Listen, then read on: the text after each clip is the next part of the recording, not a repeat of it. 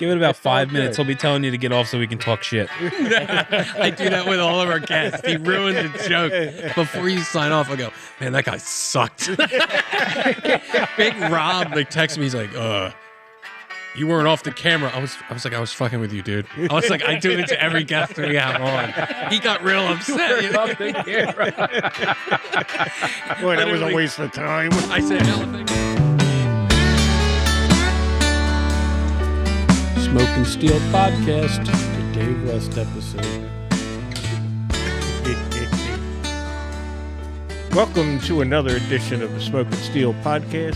Tonight we have a very special guest, Mr. Dave West from Avowed Cigars.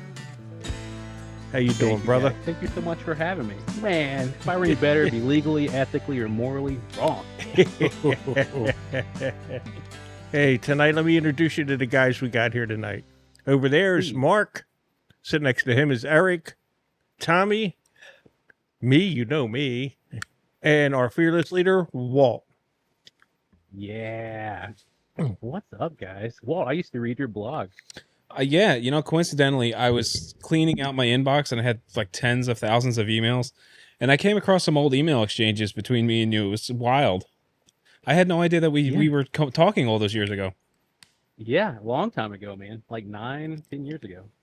That's crazy. Might have been a lot more than 9-10 years ago. It might have been. I'm trying not to date myself too much. So, brother, tell the people that might not know about your cigars. Ooh, all right. Just diving right into it. Yeah, man. Like this. As I struggle to get mine lit. Also, let me turn down the purifier. I hear it just... Performance issues, Dave? No, so I got this purifier right next to me, and it's going to get super loud. I forgot to turn it off. I'm so sorry, guys. That's all right. Don't kick me off. Don't kick me off. We end up doing plenty of auditing here. Editing. So Avowed Cigars is something really special to us, and I'm so glad that this year we're getting to see how special it is to other people. But it started off like so many things, just a dream, something that you think to yourself, man, it'd be so great to do this. Or in Andrew and Amar's case, it'd be so great to leave a legacy that's bigger than myself. And what's really cool about Avowed for us is that this didn't start this year. This isn't something that we just spun up on the spur of the moment and launched in February. We started this in 2023. So everything we have was really well aged, well before we came to market.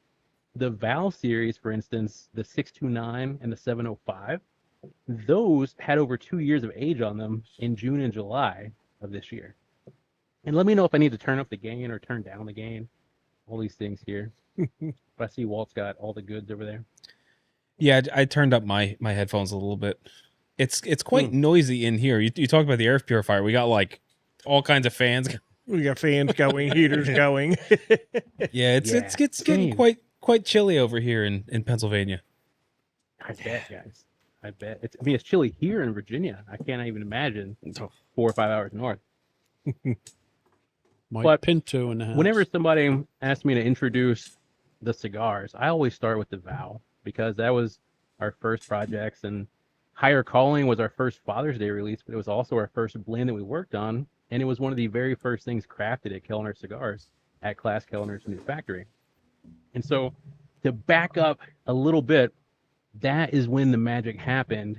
Klaas let Andrew and Amar know that he was planning on opening a factory. And so all of a sudden, in the span of a couple of days, a lot of ideas, a lot of dreams, a lot of hopes, they culminated in wait a second. Now we can really do something. Now we have an in. The timing is great. We have somebody that their family grows tobacco, blends tobacco, makes cigars. It's the trifecta. I always tell people we want to combine exceptional tobacco with expert hands. And if you can have those two things, and time as the third pillar, you have a great cigar. Yep. And just so all when the Klaas stars brought aligned. this up, yeah.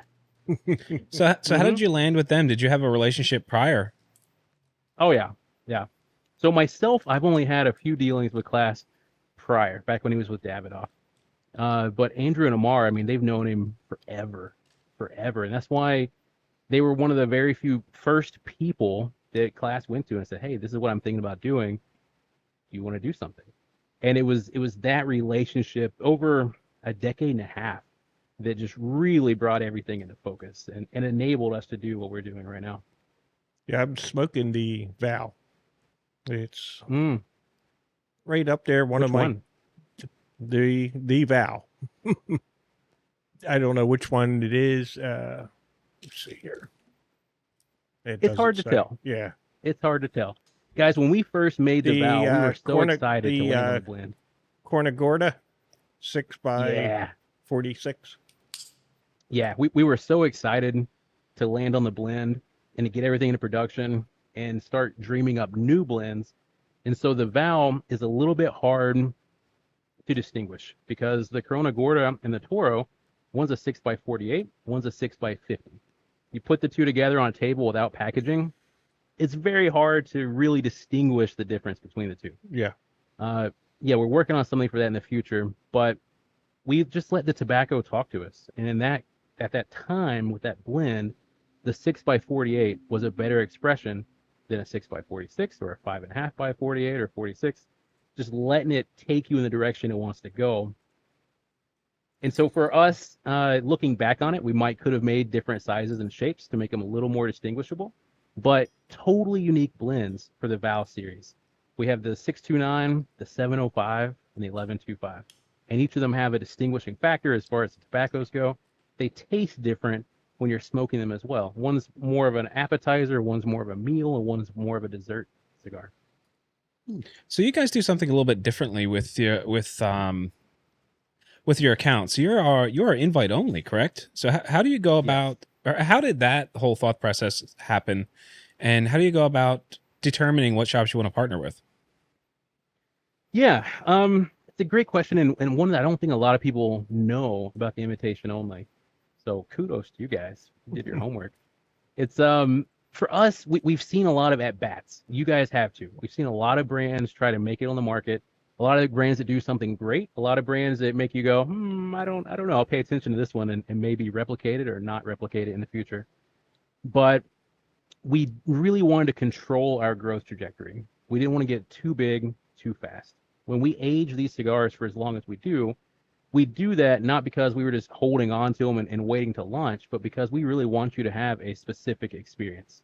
And the only way that we know of to control the process as much as possible is to literally control the process as much as possible. We haven't figured out a better way.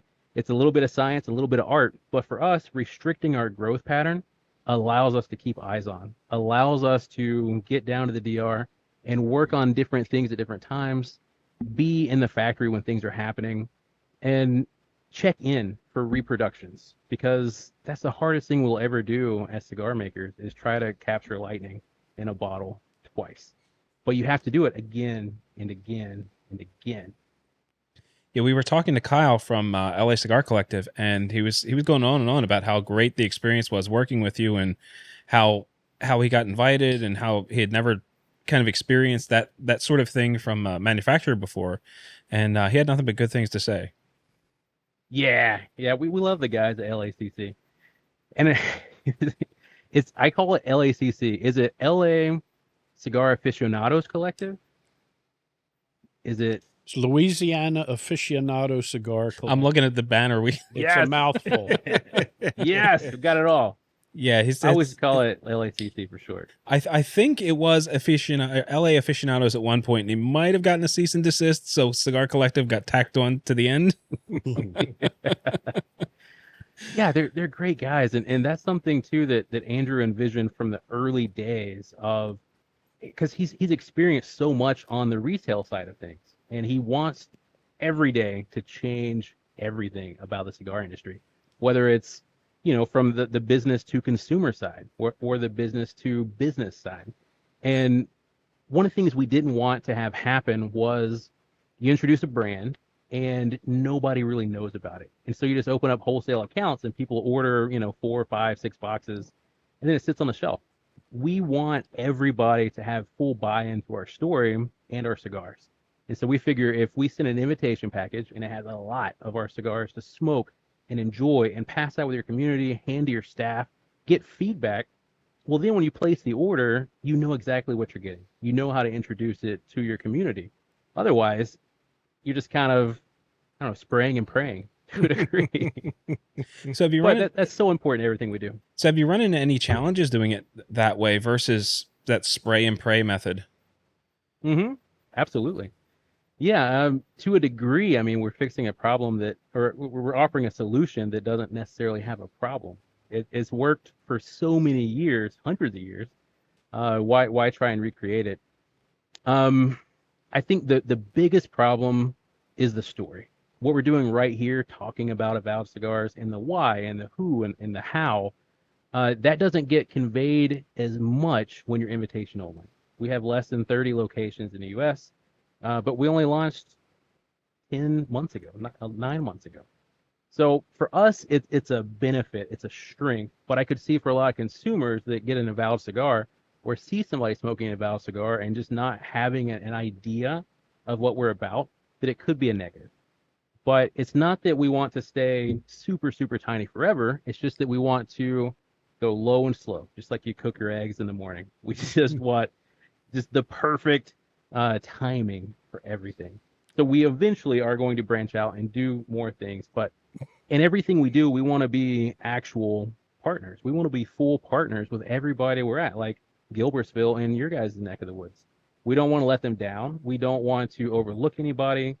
We want to do things a little bit differently. And it's not just the invitation package.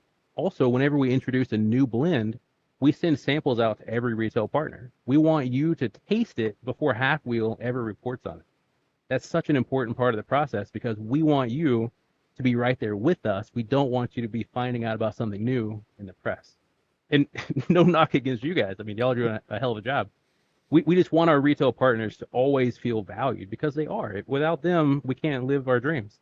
No, that makes sense. It's really hard to believe that it's only been 10 months because you guys have got such an incredible presence over this short period of time. It's just hard to believe it's only been 10 months. Oh man. Thank you. Thank you. Yeah, we launched Valentine's Day this year. And much to all of our wives' chagrin, it was a very eventful Valentine's Day. I remember when I got the text from you going, starting with the cigar, and do you recommend any shops? And I threw a couple names out to you and said, I hope it works out. Yeah, that's right. And Gilbertsville was one of them. Mm-hmm. Sure Now, was. where else are you in Pennsylvania? Just Gilbertsville and Smoke. In Smoke Manioc? Yeah. Yeah. Oh, yeah, that's it. So do you deliberately and try to spread out your presence so that you're not kind of stacking retailers on top of one another? Is there a method to the madness? Yes. I wouldn't say that we stack it in a super methodical way. We're not looking at a map and saying, oh, we need presence here necessarily. But yes, as part of the invitation process is to say yes to one retail partner is to say no to a lot of other retail partners in that given area. Because it takes a lot to build a brand, and it's not just on our end. It's not the social media. It's not the cigars. It's not the packaging, the artwork. It's the whole process. And so if a retail partner is going to take the time to share our story with their community, we need to also be able to take the time to focus on them, to build them up as well, and not just, again, spray and pray, which has its advantages. It's not all bad, but for us, we really want to view it as a partnership. And if we were in 600 shops across America tomorrow, then that would benefit us at the expense of a lot of our early adopters. And we just always want to give them a tip of the hat. So what happens in the event that you get just a random shop decides that they want to carry your product? Obviously, you're invite only, so that doesn't necessarily work in that direction. But how do you vet these shops, and how do you break it to them that they're not really a good fit, or they may not really be a good fit for what you're envisioning for the company? Man, you guys are bringing the heat tonight. These are all questions that I do not like. I don't seek out often. One of the things we look at first and foremost, especially for the first 10, 20 accounts, was personal relationships. That's why I reached out to Jim, because I knew Jim was involved in so many different communities. And if Jim said, hey, this was going to be a good fit, then it was going to be a good fit because Jim knows us as well. So that was the first priority. The second priority is filtering out certain things that you don't want. From the small batch side of things, we have a lot of history working with different retailers. We know that some are a little less savory than others, to put it mildly. Generally for brands, not necessarily for us, not necessarily for consumers, but brands want to protect their assets. They want to protect their pricing. And so we know that there are certain retailers that, I mean, they're great people. We work with them all the time on an individual level, but it would put some of our other retail partners in a bad spot. So again, if we invite one person, we're saying no to a lot of other people. But also, if we're going to bring somebody else into the family, we have to consider the whole family and say, okay, well, we know that these folks over here might feel a certain way, or they might be put in jeopardy with this, that, or the other. So we need to focus on what we're doing currently. And that's why I tell people that we end up saying it's not a good fit at this time, is that we really and truly, we want to focus on our existing partnerships. And it leaves the door open. That's yeah, because it's not that we're saying no, it's just it's not right now. So eventually we'll be at a different level 10, 20 years from now. But right now, the foundation, that's why I think it's brilliant that Nicholas Melillo named it Foundation, because that's everything we're doing is laying a foundation every day.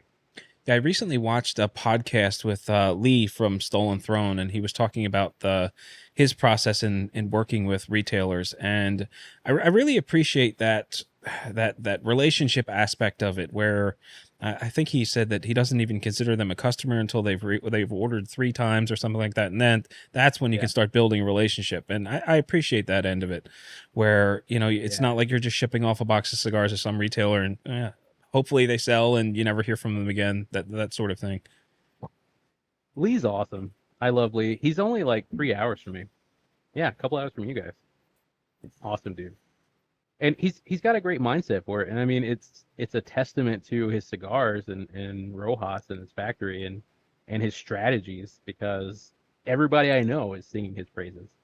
You gotta love it.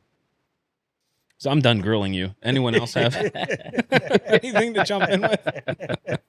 It was good, man. A lot of people don't ask those questions, and so nobody ever hears those answers. Mm-hmm. Yeah, so we try and get the questions that nobody else thinks to ask. Yeah. And hope that people answer them, have a somewhat of opinion of what's going on and what people want, what people don't want. Mm-hmm. And I think your way of doing it is great. You don't want to just ship out 1 million cigars and hope they sell here or there or everywhere.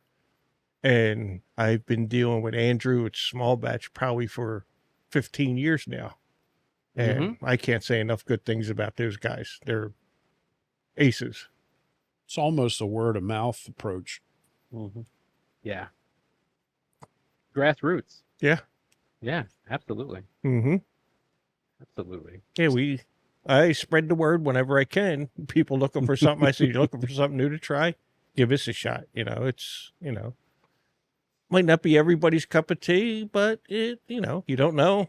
Like my favorite saying is, you burn to learn. Cheers to that, man. Yeah, he comes in here all the time with his cigar, Cigar of the Month Club. Look what I got from Small Batch. I'm a protected status. You can't get this. Yeah, that's right. It's because he's old. That's right. So, Dave, you've got 3, is it 3 cigars in your line right now? You said it's kind of a breakfast, a lunch, dinner. well, there's 4, right? Yeah. So The New Dawn. it gets time? tricky. Can you talk? Can you? I have not yet tried any. I haven't had the ability to get any yet. I'm a full-bodied smoker, so with what you have, tell me what you think would work, or which ones I might want to gravitate towards. Yeah, for what we have on the market today, the Val 705 is the boldest thing we make. That one, it opens up with like red pepper and cereal grain and cappuccino, and it's just dense and chewy. But I'd say it's still probably a medium strength because of all the age on it. But it's a medium plus body, and it's got an intense flavor to it. But we have something coming out next month called Hallowed Hands, and that's our first dark Corojo. That's our first medium to full. If you get the box press Robusto, that's very close to a full body cigar. And for the most part, it's our first Maduro. Yeah, That one is going to shock a lot of people. I was going to ask you about that because I just read the other day that you guys were getting ready to release something new and a little bit stronger. Yes. Yeah, because we recognize that in our lineup currently, we have New Dawn, Mhm. which is essentially champagne.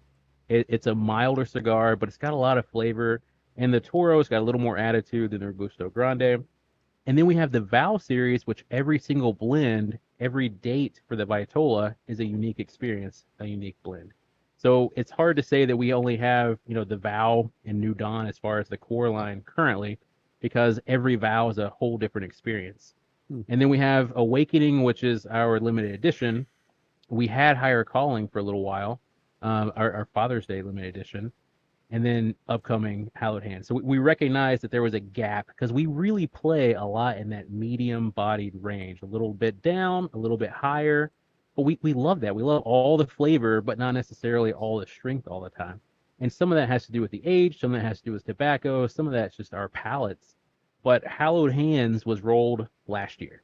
And it's going to be the bridge for that intense experience with that subtle nuance and that softer approach to it as well. It's to me, it's like spicy cherries cordial. Because now I cool. don't want to get punched in the face every time I light up a cigar. Like Yeah. a Sunday morning, I'm sitting there reading the paper with a cup of coffee. I don't want to get punched in the face. I want something nice, mellow. You can sit there and enjoy and relax, read the paper, drink a cup of coffee, and just chill.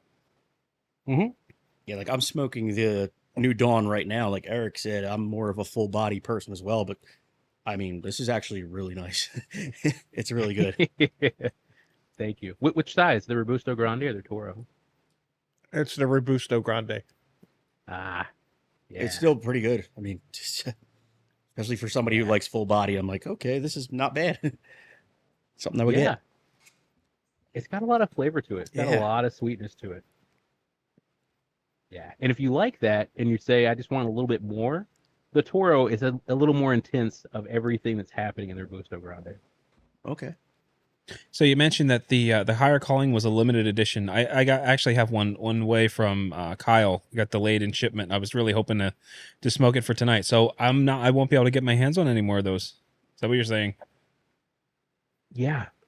Yeah. we only did 450 boxes.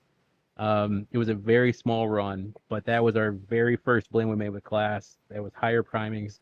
Essentially, it is the 629, but we used higher primings and we aged it for longer before it was released. Okay. But if you like the Higher Calling and you're like, man, I just want a little bit of a variant on that, check out the 629. It's a different experience, but it's not super different. They're in the same family, absolutely. They both have the same blend, the same base blend. They both use Kotui from Monica Kellner's farms. They're both up there. So with Kellner, you have access to a lot of tobacco that many other companies don't have access to, correct? Yeah, it's one of the reasons why when Klaas mentioned what he was doing, it was like that light bulb moment, the aha, because yeah, I mean his family grows tobacco. Klaas has farms. His sisters has farms. His family's had farms.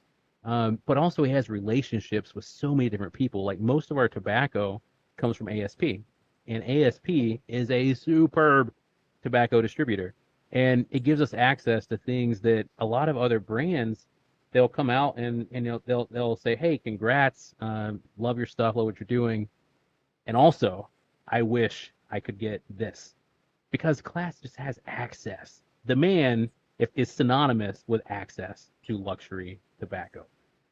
We are blessed. We have asymmetrical access for our size. We for our size should not have any of the abilities we do to get some of the tobaccos we get. That's all class. Yeah. Well, that goes back to Andrew's relationship with him for all these years. Mm-hmm. Yeah. Yeah, they've known Klaas for forever. Forever. Because Amar, I mean, he just celebrated his 25th anniversary at Maximar. That's 25 years with that family. It's incredible. Yeah. Too many people can say they've had that long a relationship with somebody like that. Yeah. Yeah. And it's funny because I'll still go into shops and somebody will say, like, tell me something about your cigar that I can't find anywhere else. And so I'll bring up the Kelner Cigars factory with Klaas. And sometimes I'll still get like, wait a second, who do you mean? Who's Hanky Kelner? Who's Klaas Kelner? And so we'll just go through like explaining all the pedigree and the history behind it and the legacy. It's mind blowing, guys. Mm-hmm. When you get to sit in a room with these guys, I mean, they've forgotten more than most of us could hope to learn. And I don't say that lightly. I mean, I've watched Hanky smoke cigars, have no idea what they are, and he not only gets the wrapper, the binder, and the filler, it could be a lot of the filler leaves are Kellner family staples. You know, there could be a certain rhyme and reason to certain things that he's seen for so long that he goes, okay, this, and this. He'll get the percentages of the filler composition. I mean, the man is a monster. His palate is incredible. And watching him work through and tasting and describing where it's hitting in his palate and what it's doing to him physically, not even the taste, but just describing like, you know how they talk about the tongue and the palate and the sour notes have stimulation on the sides. It never clicked with me until I was smoking San Vicente Puritos with Klaas. And we were talking about where it hit. You know, was it a little too far forward? Where was this tobacco hitting our bodies? And I noticed that my cheeks watered instantly. And that's what was that light moment for me. It was like, okay, well, maybe it's not about the sides of your tongue like the diagram shows. Maybe it's about stimulation and making your cheeks water instantly, because that's what San Vicente does. But again, these guys are just masters playing at such a high level that we're blessed each and every time we get to go down there and to spend time with them. It's incredible. Yeah, I would think that's an incredible advantage to have access to someone like that who can steer you in the right direction. Where maybe you're trying to go down a path that just doesn't work, and he knows because he's been there before. Yeah, and it happens a lot. There's a lot of times that we want to quote unquote play in the kitchen, and because when you have access to all these things, a lot of times you don't truly know because there's infinite combinations. And so you might be like, oh, I want to try this, or I want to try that. And Klaas will be like, hey, so what are you trying to do? And he will give you some options and be like, I think for what you want, these alterations would probably get you there. If not, you could try these steps. But it's not just an encyclopedia of information. It's a walking, talking human being that can guide you. It's better than Google. It's better than AI. They can ask you the question, hey, what are you really trying to achieve? And that's invaluable. Invaluable. All right, so now that we're like well into the episode, let's back up to the very beginning. So how did you wind up getting into the cigar business? I mean, I know we talked years ago, and then Cigar Noise came along, and you were working with small batch. Like, how did that whole progression go? Well, let's see, I had my first cigar in 2007, and it wasn't the best cigar experience, but I got glued to the community. And I say the community because that's what really brought me in, was wanting to chase that feeling of slowing down, having the ritual of a cigar, and just experiencing community, real community right then and there, no matter where you are, who you are, it doesn't matter. You have a cigar, pull up a seat, and we're going to chat. And through that, I started reading reviews, and I want to preface this by saying I was wrong. I was wrong. But I started reading a lot of the reviews, and I thought, man, this is just pretentious. and it's not relatable. And a lot of these tasting notes were just so far out there. Um, so I decided to try my hand at it and to start reviewing and then adding community to reviews to that. So you didn't just have, let's say, a score of 87. You had the whole community saying, hey, this, this was a 95 for me or a 92 for this guy or gal. And you have 84 people say this is the rating, and the aggregate rating is what matters and not just a reviewer. And then the same thing would apply with tasting notes. If you see a lot of people that were getting leather, then maybe you could objectively look at that cigar and say, hey, this is a leathery cigar. It's a leather bomb. Or maybe you couldn't. But the thought experiment was to find objective ideas in a cigar review. The problem was the more I started reviewing cigars with Cigar Noise, shout out, you guys, appreciate you. The more I started doing that, the more I realized how wrong I was, because it's a muscle, and you start to flex that muscle and develop it. And what happens is it's not just the palate. The palate is one thing, but it's being able to relate that to other people. That's probably the majority of a cigar review. And so you start off with, okay, this is sweet, or this is spicy, or this is savory, or salty, or sour. You have all these base things that you're experiencing in your body. But then you get down to the nitty gritty, and it's like, okay, well, wait a second. This is earthy, but is it earthy like a vegetable can be earthy? Is it earthy like dirt? Literally dirt. If it's chocolate, what kind of chocolate are we talking about? Is this stale gas station chocolate chip cookie? Is this a chocolate kiss? Is this fudge or ganache or any number of things? Because as human beings, we have so many different words that we associate with everything. And that experience for me was so eye-opening, because it's not necessarily pretense that a reviewer is trying to convey. It's more like just trying to actually tell you what their experience really is. And so if you line up with another reviewer and you say, okay, this guy zigs when I zig and he zags when I zag, then if he's describing something that sounds next level for him, it might be next level for you too. And in that experience, trying to review very early on, Andrew linked up with me and he sent me some cigars and said, hey, I like your reviews and I'd like for you to review these. And then he just called me out of the blue one day and we talked for a long time, forever. And it was so interesting because Andrew, I mean, he has all these things at his fingertips, but he's also so down to earth. And we hit it off really fast.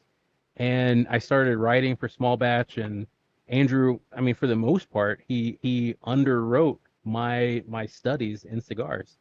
I was able to interview anybody and everybody that was willing to do a Small Batch interview. I was able to ask random questions that were bothering me that I couldn't find the answer to a lot of different people. Like Saka, this was even just a few years ago. I was asking about water spots. What are the actual differences between water spots? When do they happen? What are they called, being different things? And he broke down, this is the water spot that'll happen in the fields. This is the water spot that'll happen in fermentation. This is the water spot that'll happen in the curing barns. It's so incredible to have all that knowledge at your fingertips, and I wouldn't have had that if it wasn't for Andrew and the connection with Small Batch. But that was my undergraduate studies, really. Mm-hmm. And then Andrew and I just became really good friends, and it's a blessing because I would deploy at the time from 2018 till 2023. I was in and out. So I'd be home for 60 to 90 days. I'd be out for 90 to 120 days. And we wouldn't really talk much during that time. But I'd come back home and we would talk for like 4 or 5 hours on the phone. And it was as if nothing happened. And those moments really kept me grounded for a long time. And yeah, that friendship, that foundation, again, to go back to Name Lillo, it just laid so much for us, and it enabled all these opportunities. And we've tackled so much over the years digitally, and to be able to convert that to a physical good is such a great feeling. to do something, create something, and then smoke it, set it on fire.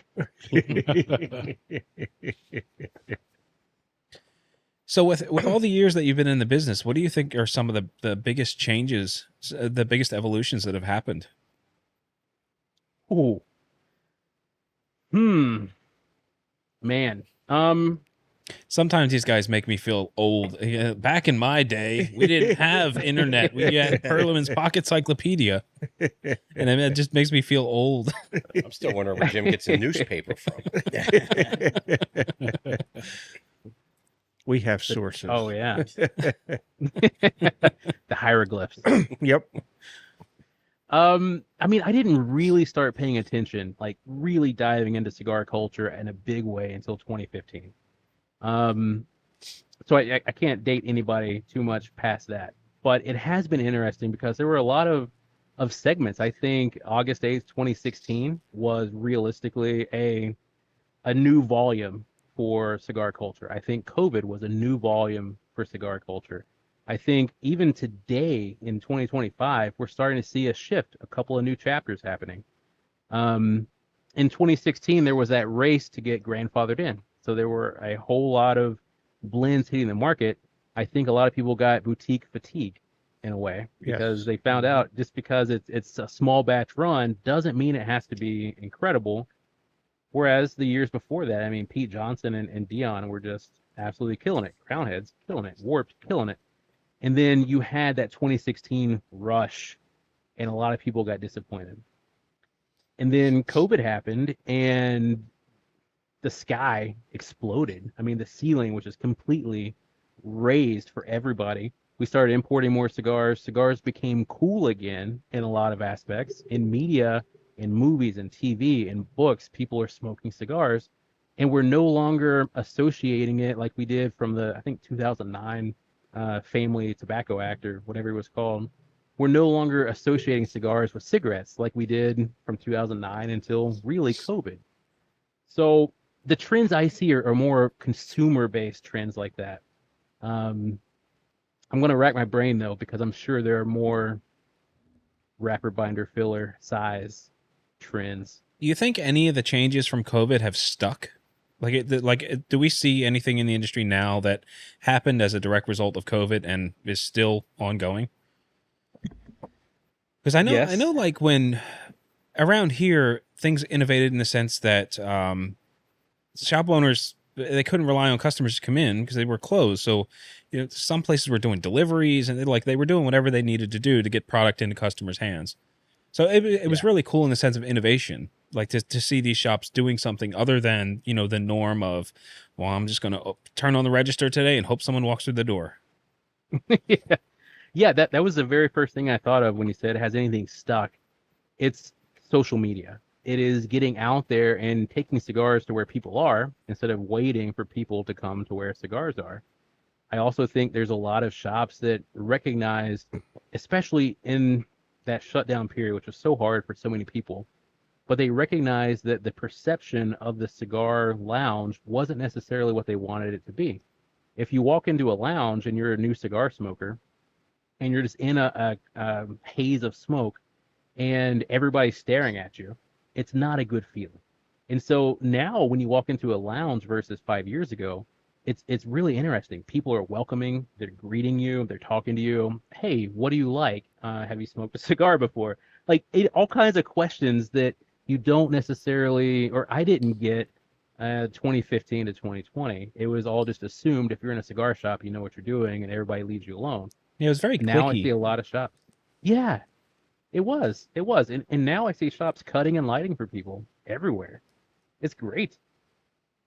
Reduces all the usual problems for people to screw it up on their own and then have a bad experience and then not want to come back.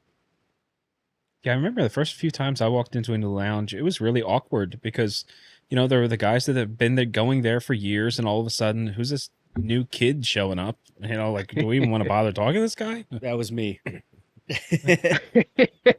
Whatever, you had the in. Yeah, because you're my uncle. Yeah, it is almost a rite of passage. Everybody just kind of stares at you, and it's almost like a locker room where it's not necessarily that they're meaning to turn you away, but it's like, who's this guy? And yeah, I love seeing, especially post COVID, I see a lot more women smoking cigars. Mm-hmm. I see a lot more couples smoking cigars. It's great. It's great because women, we don't talk about this enough, but women are open to experiencing new things, and they'll tell you what they're experiencing. If you hand a guy a cigar and you say, "Hey, what's it like?" They're going to say, "Oh, I like it or I don't." 9 times out of 10, it's good or it's not good, right? But women will sit there. They won't answer you at first. They'll think about it. They'll ponder it, and they'll start saying, "Oh, it reminds me of this wine or this coffee or this bread or this thing that I had in the past." And they'll start relating it out loud, and they'll experience it with you in real time. And that's awesome, because that's what we do as cigar enthusiasts, is we experience a craft product. But it's hard for men. I don't know why. Maybe you guys know why. Why is it hard for us to not only taste things, but maybe talk about what we're tasting? I don't know. I think it's a fear of sounding pretentious almost, where you just don't want to sound foolish saying, "Well, I taste cinnamon or something," Cornflakes. Yeah. Because all the guys around you are going to bust your balls as soon as you do it. Well, my excuse is I've been smoking for 50 some years and I can't taste anything anymore, hardly. That's when you said you started in 2007. I thought to myself, what a rookie.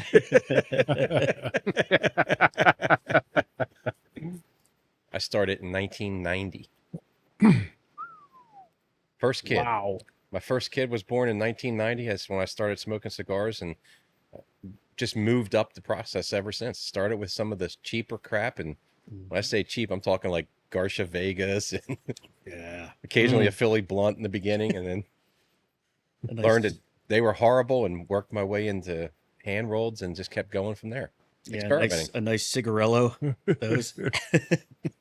No, I was lucky because I had my father who smoked cigars, smoked a pipe, and uncles and grandfathers who smoked cigars. So I was just introduced to it. When I was like 17, my father said, "Okay, here."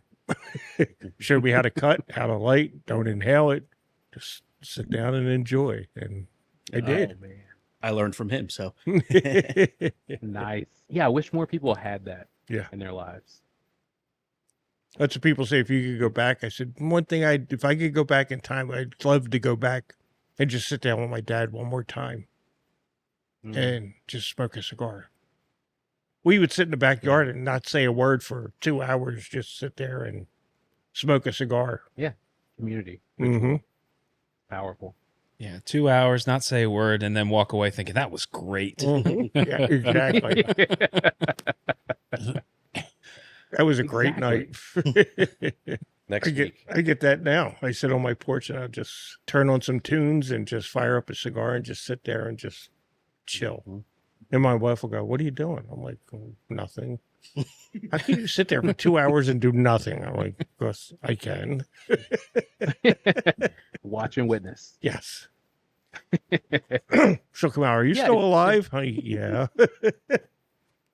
There's something about a cigar. It's just so reflective and introspective. It's the best way to wind up or wind down and just think. Yeah. It's great. There's definitely an allure. well, it makes you have to carve out time too. So you could just kind of relax and chill, and it's like, all right, I'm setting out this time. Kid, leave me alone. Wife, leave me alone. Dogs, leave me alone. Leave me alone. Yeah. Yeah. I'm a nighttime Yeah, smoker. That's like they said, my relaxing. So for me, it's every night, long day of work, depending on what shift I'm on. I go sit out on my deck, come over here, and I just relax, turn on some background noise, and smoke a cigar, and it just allows me to kind of unwind. Yeah. It's so different from I see a lot of people say that they won't drink alone. But I never really see people say they won't smoke a cigar alone. Yeah. There's something about it. Well, I have no problem drinking alone because I usually do that when I'm smoking a cigar. Yep. Speaking of, I see you drinking. What are you drinking there? Oh, Besides this the is Coke. Four Roses, single barrel. Nice. Yeah, I ran out of my staple. My staple is Elijah Craig. I just love that. so easygoing and chill, and it goes with everything. But it's not a bad in a pinch. What about you guys? I got some Irish whiskey. It's one of my faves. Writer's Tears, it's called. I got a Oh. Russell's Reserve 10 years, just polished off the bottle. No, Well, just- that's it. We got to wrap up. See you guys tomorrow. So you said you're in Virginia. I thought you were in California. No, that's all of our partners are in California. Yeah, I'm the only one on the other coast. So together, we're forming this pincer movement. Gonna coast to coast it. Back in the days, there was plenty of nights where I sat there and just had cigar noise on and had the guys on the computer and everybody getting together, smoking cigars. It was a great community yeah. back in the day. Yeah. I miss it sometimes. It's Yeah. one of those things that with all the deployments, because before 2018, I went over to Kuwait and Qatar from 2016 until then. And yeah, it just became so hard to keep up. I felt really, really bad when that had to go.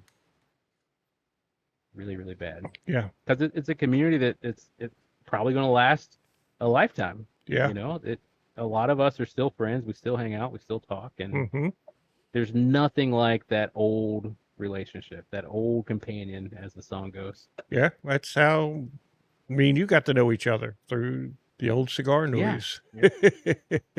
And it's crazy because I mean, we didn't meet for the first time until this year in person. Right. But I felt like I knew you from all the years on Yeah. just, emails and, getting together, video chats and whatever. It was like, Yeah. okay, it was like an old friend. And this year we finally got to meet in person. Yep. And that's the incredible thing about social media is you don't have to just meet up somewhere. You can form relationships and you can engage with people and learn about people anywhere in the world. Yeah. It's amazing. Yeah. I mean, It's like my wife will be like, who are you talking to? Who are you texting on the phone? They'll be like, oh, Richie's out in Wisconsin. What? Yeah, we're talking about cigars. What are you smoking tonight? I'm smoking this. What are you smoking? I'm smoking that.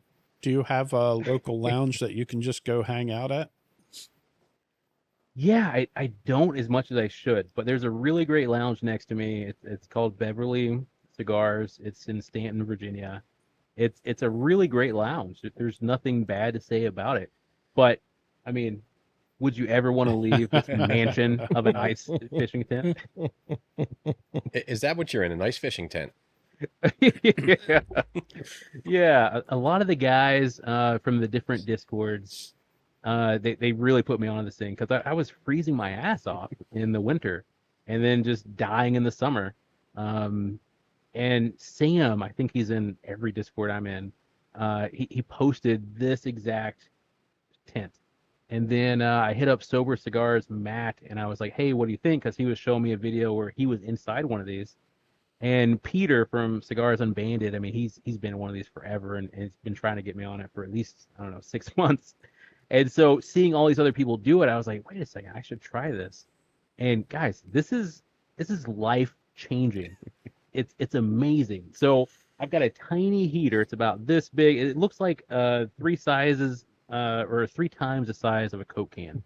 It's very small, and I'm sweating right now. I'm sweating everywhere. It is so hot, but I've got an exhaust right here, and so the smoke just goes right out, and the exhaust feeds to outside. I've got an air purifier here, which kicks on and gets really loud, and I don't know if it does anything else. But I can work here. I can have a couple of desks set up, and it's not feeding into the house whatsoever. I don't have to turn the whole garage into a smoking lounge. I don't have to buy a new shed and get that thing retrofitted. It's perfect. And I think the whole thing costs maybe $350 or less. Well, that's incredible. And when I went, because a couple of people have mentioned the ice fishing tents, and I just envision them being these small little thing where you're banging into the walls every time you move. But when you first signed on, I'm thinking, wow, this guy's got an incredible studio. Look at this, it's so That's what I was spacious. trying to figure out what it was. I thought it was sound absorbing material or something in the background. Yes, let's tell everybody that. That'd be great. If it gets colder, maybe we could put one in here. Mm-hmm. So I didn't do an ice fishing tent. I spent a little bit more, but what I ended up doing was my back deck is elevated about 4 feet off the ground.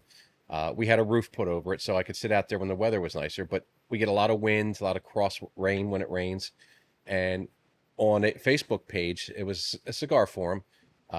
Guys were talking about enclosing their decks, and they found a company out of Georgia. It's called mosquitocurtains.com. They would do mosquito curtains, but then they also did a vinyl canvas enclosure. So I looked them up a little bit, did a little bit of research, and one of the guys was in Michigan, and he said he got the curtains, he put them up on his deck, uses a small heater, and he would be getting it up to 60 degrees in there. So I contacted them and had them give me a set. They go up with Velcro and marine snaps. They wrap my entire deck in, and I use a patio heater, mushroom style. I'll turn that on low, and I'll sit out there, and I'm in 65 degrees, even when it's 20 degrees outside. And the nice thing is ceiling fan, and then because I'm elevated, a little bit of air that comes up from underneath, and it breathes, allows the smoke to go right out. Nice. It works really nice, and I keep it up most of the year, and then when it starts to get warmer, I take it down. I got the open deck again. Dude, that's amazing. Amazing. Fresh air is such a game changer. Absolutely. Right now in this tent, my taste is diminished at the moment, probably 60-70%. I have exhaust, which takes the air out, but I don't have fresh air coming in. back in. And that, yeah, I love everything about that. I have a nice big screen TV out there. I set it on and I just sit back and relax. It's got a zipper portion for the stairs, so I can unzip it to go in and out if I want to. I can unzip the flap. Turned on a buddy of mine. He did them for his patio, which is concrete. He'll roll them up at times just so he, when the weather's warmer, depending on the temperature. But it's a great feature. Like I said, and again, it was social media, a Facebook group on Facebook, and people were talking about what they do in the cold weather, and that's where I found this one. Genius. I've got a deck, so I might have to put a roof on it and try this out as well. Yeah, cold cigar smokers are quite the innovators, apparently. Yeah. My daughter Man, bought me one of those little personal bubbles that you see like parents will have at the games that you can sit in. Literally, my chair fit in it, and I closed it up, and I'm like, yeah, this ain't cutting. Dude, last year I was in a shed. This shed had no insulation, but what was great about it was it had a roof, which was amazing, and walls, because it doesn't get as windy here. Eric at Gilbertsville was telling me about your guys' wind, and that's no joke. I was at the gas station and just holding on to the car. It was crazy. but I was in a shed, and I just could not stay warm. I had a heated blanket behind me on the chair. I had a heated blanket in my lap. I had 2 propane heaters, and it was too big of a space to heat.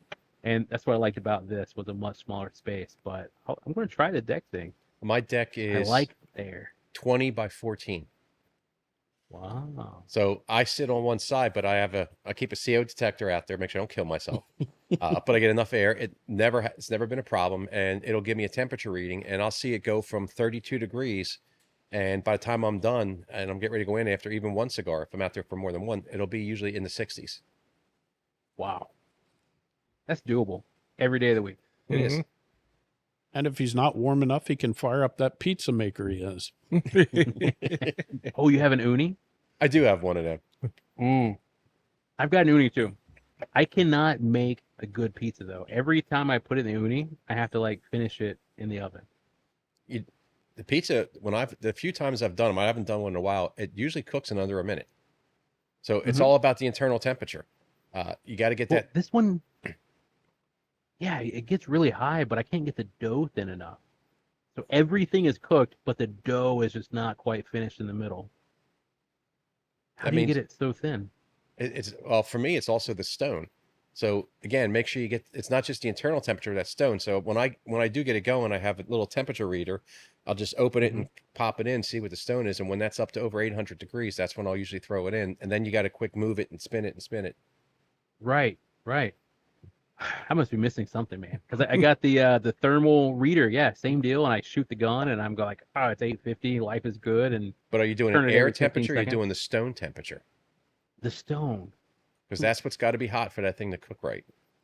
Yeah, I swear my dough is just too thick. I can't figure that part out. They'd have to roll it out a little thinner. Yeah, but I can't toss it. I've tried. It does not work. And I can't. It's I don't know. I get the dough balls, but I still can't. I can't physically stretch it. It just breaks eventually. I grew Mhm. up working in a pizza shop. So when I Oh, was a no way. teenager, I actually worked in a pizza shop and I learned how to make pizzas by an old Italian guy. So you kind of get used to how Oh to my roll them gosh. out and how to make the pizza and get it the right thickness. But everything, I love experimenting. I do a lot of smoking, not cigars, but smoking meats. So that's my other thing outside. I had a problem. I had, I think, 5 grills at one point. I'm down to 4. I got rid of one. But that's the type of stuff where, again, it's like smoking cigars, trial and error. You can take anything you want to cook, and it can taste like crap to one time, and the next time you're like, okay, that didn't work well. Let's change my spices. Let's change. I do a lot of pellets now for pellet smokers, just because I find Oh, them to yeah. be simple, especially pulled pork. It's just easy, and it's just a lot of fun. And well, these guys will tell you, I bring different stuff in when I get an opportunity and make something extra, and I'm out there. I'll do that all year long too, even in the dead of winter. Just had some good ribs last week. Wow. A lot of That is social, what's lot up. of social media. If you ever smoke ribs, you cook. On a pellet grill. Yeah, I used to do that on a pellet grill. So And if then you- mine crapped out on me in the rain one time. I forgot to cover it. If you're doing ribs, I always did them in baby backs in a full rack, and then I saw some videos, watched some guys trying something different. They cut the ribs before cooking them individually. So now I started cutting them individually. I season the entire things, and then I put them in. Just pop them all in the smoker for 2 hours at 225. Pull them. They go into a pan. A little bit of apple juice, brown sugar, and some butter, foil. 2 more hours. Pull them out, and then hit them with your favorite sauce. And really, if you want that nice, sweet little bite, rib candy. If you haven't seen Wait, rib wait, candy, wait, wait. What is this? rib candy is a glaze. It comes out like I have 2 that I'll use. One's an apple habanero, and the other one is a cherry habanero. And there's a company out in Texas that you can get that stuff from. If you just look up rib candy, and you can order it from a place in Texas, it's a barbecue place. And you can put that on Wow. top, and it gives it that sweetness. So they go back after I cover them again with that. I just dump them back on the smoker, spread them out, let them go for maybe 30 minutes to tack up a little bit, and then they're done. And you've got each ribs, they're all cut, they're ready to go. It's great for a party because people aren't playing with the things, and they all are completely covered in just great flavor. Oh my God. I was this year's old. Dang. That's my rib candy. What a great name, too. Mm-hmm. Damn. Okay. I'm going to try this. And when you get your smoker, look around for your pellets, because now they make charcoal pellets too. So now you can get pellets that are charcoal based with your wood inside them instead of just being wood. So you get more of the charcoal flavor in the profile as well. It's like you would design a cigar. You're layer your flavors. So you use a couple layers of rubs. Everything's layers. I see a cigar candy Man. in your future. He's been calling back on, hey, I need to find out what was that recipe for the ribs. I want to make ribs again. What episode was that? Oh, mine. It's funny. I'll take pork butt, and I'll do 2 pork butts, and I'll do one just with barbecue rub. So I get them at Costco. I get the boneless ones, and season them top, bottom, inside out, and just cook that one in the smoker. Then my wife likes the different flavors, so I'll take another one, and I'll drop that into it's a Goya product, and it's like a Dominican seasoning. It's a marinade. So I drop that into it, let it sit for about a day or 2 in the marinade, pull it out, and then just salt, pepper, garlic. And you get completely different profiles. The flavors are amazing. It's got a little citrus base to it, so it's just amazing. Oh my God. Welcome to the Smoke and Barbecue Podcast. Yes. Man, we need to get some of this to Big Rob. If it gets to Big Rob buy-in, Yeah. Shout out. national. Next stop, national. So speaking of Big Rob, how did you get hooked up with LACC? Yeah, so that was Kyle. Kyle reached out. And if I remember correctly, Kyle, and please drop a comment on this wherever you're listening or watching if you happen to see this and I'm wrong, but I believe Kyle said that he liked what we were doing and he loved Kelner cigars. I think he already had Stoic at the moment, but he said, I want to be your first account in Louisiana. Oh. And that was like, There come you on. go. Man. So yeah, we had to vet Kyle, and we did our little internal processes, and then it was all of us were just like, this is a go. Because again, we want people that want to take the time to learn our story and share our story. And here's somebody who's saying, hey, like we already know everything we need to know to introduce you to our community. We want to be that person for you and that point person. And I mean, Louisiana is where I was born. So it was an emotional thing for me personally, but I think all of us were just like, okay, this is what's up. And Kyle, getting to meet him this year was incredible.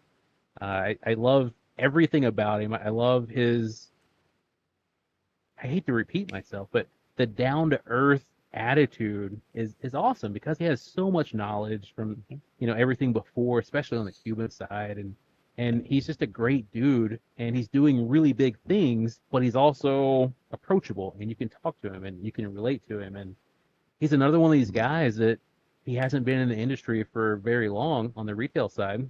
Well, at least for cigars. I know he did some stuff for accessories, but he's just killing it. He's taking a different approach, a different angle, and he's meeting people where they are. He's introducing new cigar smokers to the community. And he really champions small brands like Avowed, and you can't ask for anything better out of a retail partner. Yeah. And him and Big Rob are just They have crushing it. nothing but good things to say about you. Likewise. Yeah, they're great dudes. Great dudes. And it's crazy knowing that we get to go back to PCA in New Orleans in April. See them again if I don't see them sooner. Mhm. Big Rob and I, we got to shoot some content one of these days. I don't know if Louisiana can handle both of us in the same zip code, but we will figure it out. We'll try. I don't know, Big Rob. That's some big shoes to fill in. Yeah, you know what I need to do? I need to get his What's New Wednesday.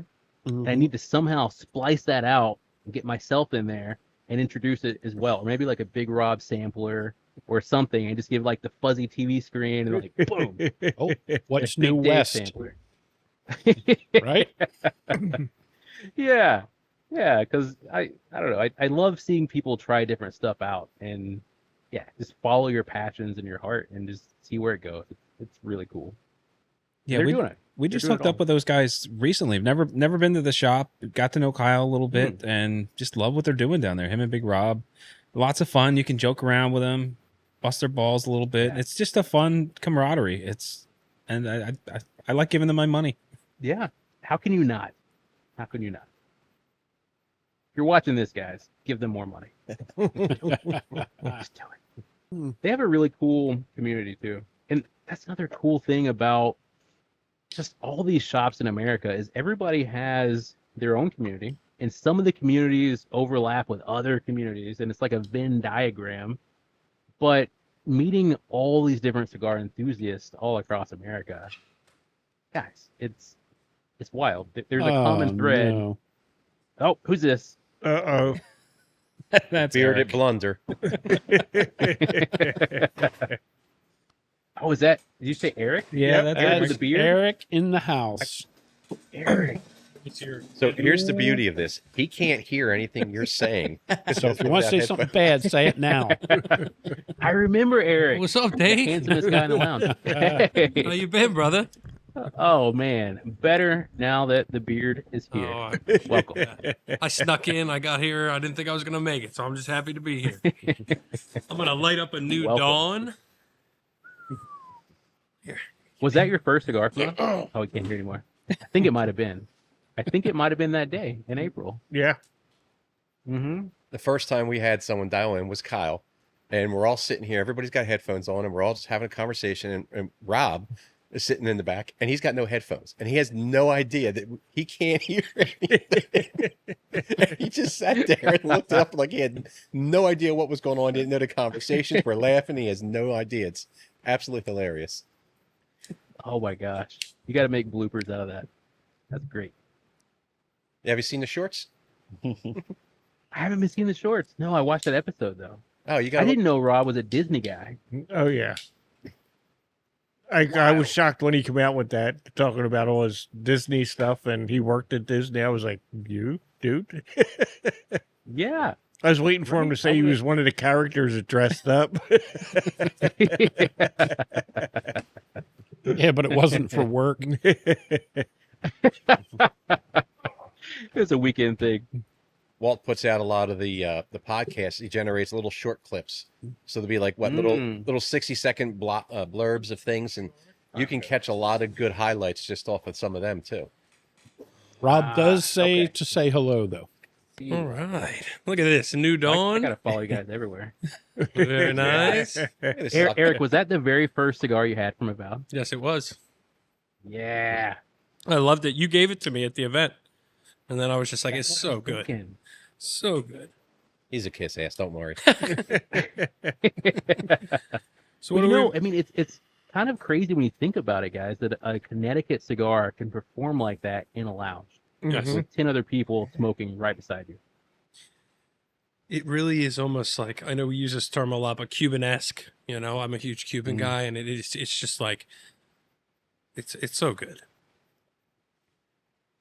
The Yeah. burn's great. And have we talked about it? You have any new ones coming out anytime soon? You missed Yeah. Okay, good. As long as you talked about it, we're good. I'll have to Well, we watch just haven't like talked everybody about- else. that. You'll have to watch. In We 3 to 4 haven't weeks. talked about New Dawn Corona Gorda. That is also coming out next month. Oh, nice. And if you guys know, and we talked a little bit about the Robusto Grande and the Toro and the differences. I always call the Robusto Grande, it's like a scalpel. And the Okay. Toro is like a pocket knife. It's a little more versatile. You can do a little bit more with it. The Corona Gorda, it's, in my opinion, the perfect balance of both. You get the creaminess from the Robusto Grande, but you get the intensity of flavor from the Toro. Yes. Bam! Creamy in is your the perfect word. It really is just so like, I'm gonna like say delicate, but not in a bad way. Just like Yeah. buttery. That's a good one. Buttery. Yes. I get such a strong buttercream Mhm. icing sensation from New Dawn. Very cool. Yeah. We opened up the episode talking about pretense, so I'm just going to throw out my most crazy There we tasting note. Let you guys play me, but I really do. There's just like you said, delicate's a great word for it. It is. Yeah, buttercream icing. I'll tell you what, you guys have come so far in such a little time. It's just great to see. And I know they've probably said this before I got here, but not one person has a bad thing to say about you. Now we're going to say it right now, but no. But Everyone always says that you're so hospitable and Give me a minute. I mean, I what I love about us as a brand is that we still live and die by every single cigar. And I mean that wholeheartedly. If you have a bad experience, let me know. I want to figure out a way to make it right for you and our retail partners. But that's important to never lose sight of that, to not get Right. so big that if somebody has a bad experience, you're like, it's 1 out of 2 million. Yeah. That's a huge thing for us, and we never want to lose sight of that. So I'm glad everybody's having a great experience. I'm glad that thanks to Klaas Kelner's factory that we can do events all over the nation. And I've had one experience out of, I don't know, 15 or 17 events. One person had an issue with a cigar. really. In some of these places, we were handing out 50, 75, Right. 100 cigars at the time. That's an incredible ratio. And I don't know of a lot of other factories that are pulling that off in 2025. So huge shout out to Klaas and everything he's able to do and just make the magic happen. That's so cool, man. How many shops are you in now? Less than 30 locations. I'd Okay. say maybe 25 or 26 accounts. What's And the goal We've got by... a couple more onboarding soon. I was going to say, you looking to get new ones every month, every year? What's... No, it's not so much about quota Okay. as it is about finding the right time and the right people. We are looking to expand in California soon, so probably in the next 90 days, because since we're domiciled in California, the UTL and everything is unfortunately going to be a problem for a lot of shops, a lot of small business owners, and a lot of brands too.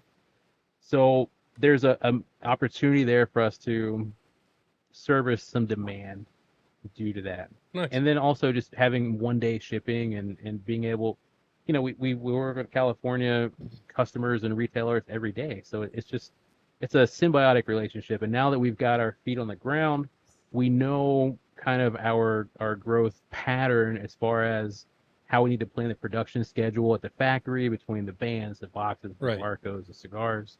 Now we can slowly start ramping up the heat and putting our foot on the gas a little bit. That's cool, man. And I know with you started, it was like invite only. You approached them. Is that going to be like in California as well? Mm-hmm. Cool. Yeah. I see. I think that's Yeah, and awesome. like with Kyle at LACC, he approached us, but we took a look at it and we saw what he was doing and what he wanted to do, and it made sense. So we sent the invitation package. But yeah, for the most part, we're going to be picking and choosing because you have the opportunity to choose who you work with, and Right. that's awesome. For all the locations around here, I was like, okay, you nailed it with those. It's like I didn't be like, why'd you pick them? You pick guys that I know will be true to your brand. Yeah. I mean, Jim is the credit for Gilbertsville, and I mean, Chris is amazing, and he took a shot with us. So not to discount that, but Mhm. Jim was like, "Hey, Chris is doing big things, and we think that'd be a great fit." And so that's how that got the start. Don't make And- Jim's head any bigger than it already is. Every video, every person we have on, that Jim guy, he's so genuine. I really like him. I have people on YouTube like, I watch for that guy. I'm like, would you guys shut up? This guy sucks. He's the best. He is the the best. best. No, I'm just jealous. It's okay. I think all of us are of Jim. Yes, I don't know if you can hear the background noise in the house, but it's pouring. it is pouring out there, man. Yeah. Oh, is it really? It's I can't hear monsooning. anything. Can you guys hear me breathe? So you got like an own studio at your house, or what is this? Yeah, it's Just like in a your spaceship. basement, or Yes. For anybody that just joined, this That's is it's a studio. It's a very expensive, very private studio. is it in your basement? No, this is an ice fishing tent, man. Oh, This is nice. Yeah, this is just something to put in the garage that I can exhaust the smoke out, and I don't have to worry That's about the so rest of cool. the house. Look, he's sweating. He's We need to get one I of those. am. It is In 74 in here. here. So you actually Yeah, have they it set make up in bigger your ones. garage, is where you have it set up. Yes. Okay. Yeah, and I would have just converted the garage, but the ceiling it's not finished, and so there's just rafters everywhere. No matter how many of these smoke purifiers I put in, it It gets after in the 5, house. 6, 7 cigars. Yeah, just cut those rafters right out. Cut them out. Get them out of your way. I mean, I thought for sure that by next winter I would convert the whole garage, but this is working so well that I just don't know. Why fix something that's not broken Yeah. at this point? Where I do you just live need the there? fresh air that we talked about in Virginia. Oh, okay. I You wasn't got, even you sure. got me It's really thinking that close to because you. there's many nights I sit in the garage with the heater on going, okay, it's okay in here, but it's still a little chilly. But I might have to Yeah. invest in a fishing tent. Yeah, I mean, you know how it is. Your ass will be like burning to death, or your feet will be like super hot, but the rest of you is cold, and Yeah. your fingers start to get cold, and everything sucks. No, I'm in a tropical environment right now. It looks official. It looks better than a fishing tent. That's for sure. I thought he was in like his attic. That's what I thought he was. The Avowed Studios. No, guys. No, we're in New York on set. It's live Tuesday night with Dave. He's really on the beach in Malibu. That's all it is. That's it. I'm coming to see you guys in December. Oh, yeah. Nice. To Gilbertsville? Yeah. Cool. Yeah. We're gonna swing by. It's not gonna be an event or anything. I feel bad the last twice? 2 times in a row we did an event and I didn't really get to hang out with Jim too much. So we're gonna swing in this time and just hang out and say hi and smoke cigars. We hang out with him enough for the both of us, so that's all right. Well, definitely keep us posted. We like to pop in and see you. Yeah, let us know when Yeah. you're going to be there, and we'll make sure we Come on a Tuesday night that we can drop in live into the garage. That's right. You guys do this every Tuesday. Yeah. Oh yeah. Yeah. Okay. Sometimes Thursdays too, Yeah. if we're really feeling adventurous. I've got to be in North Jersey on the 10th, which I think is a Wednesday. And so, yeah, we'll see. I'll talk to Kate and see if we're going to do like maybe Tuesday in the area or Thursday. That would Okay. be awesome. Yeah, that'd be cool. Mm-hmm. That'd be fun. And if you can't make it in person, you're always welcome to Skype in. That's the easiest way to do it. Yeah, it's easy. It's also hard because when you're in person, you get like a different energy. Absolutely. You can see, people when you say something stupid, everybody looks at you like, bro, come on. But when you're doing it like this, Right. Well, I've you just been get to waiting. keep going. Yeah. There's no It's break. a little hard to bust your balls when you're a couple 100 miles away. Yeah, we'll have to make that happen. That'd be awesome. That's cool, man. That'd be awesome. Wait, have you guys tried the new Vow 1125 yet? I have not. No. Ah, man. Okay, well today is the 25th of November. Okay. This blend was commissioned on 11/25 last year. Nice. It's a new Vow. It's a Robusto Grande. Totally different experience. Whereas the 705 was the base blend, and that's, to me, it tastes more of a bourbon experience. It's a little fiery. It's got some oomph to it. The 629 is a little sweeter. It's a little softer. It's more of a brandy experience. You can tell it's 40%, but it's not crazy. The 1125 is at this point hard for me to determine exactly how I would characterize it, but I would say it's more of a lager experience Okay. than the other two. It's got a whole leaf of Brazilian Cubra in it. It's the first time we worked with Cubra tobacco, and it's totally different. It's like got this salted butter, this salt or soft pretzel. There's a milk chocolate that comes in and out, and sometimes it hits in the first half, sometimes it hits around the midway point. It's just such a smooth and rich cigar at the same time. Nice. It's really hard for me to describe that to somebody that's never had it before, but Hey, you're talking to a bunch of Philly guys. You said soft pretzel. We're in. You yeah. say water ice or a cheesesteak. We're like, dude, where can we go right now to get this? No, I gotta "Taste say, like water David, ice. I lit this up right before you came on, and I haven't touched it. It's been a perfect burn. It's just been phenomenal. Yeah. That's the Kelner way. Kelner is king, guys. Yeah. Kelner is king. And that's why if you look on the bands of your cigars, if it's the Vow series, I think it is closest to the center. If it's New Dawn, it's the secondary band. But we put Kellner's logo on everything Oh, wow. because, yeah, we wanted our partnership with Klaas to mean something, but also like we live and die by every single cigar. We want Klaas to know as well, like this is our thing together. Wow. Yeah. And if we have a problem, you have a problem. If you have a problem, we have a problem. I never noticed that. That's really cool, man. Mm-hmm.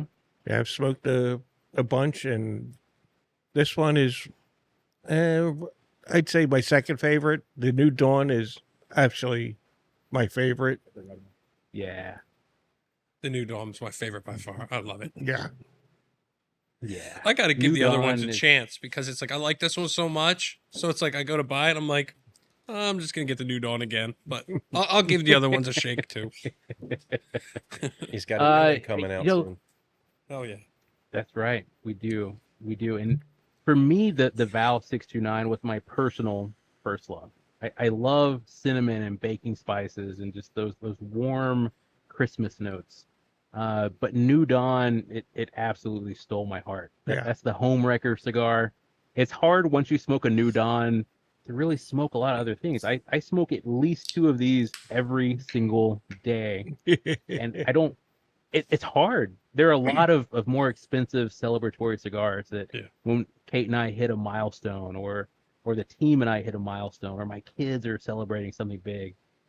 This cigar is celebrating everything with me just about, because it's perfect for Yeah. what I love. That's cool, man. But the Vow 1125, I think, is the most logical step from the New Dawn. I really do, because you still have that creaminess, you still have that breadiness in the form of that soft pretzel. It's soft but extremely flavorful at the same time. Definitely have to go get one.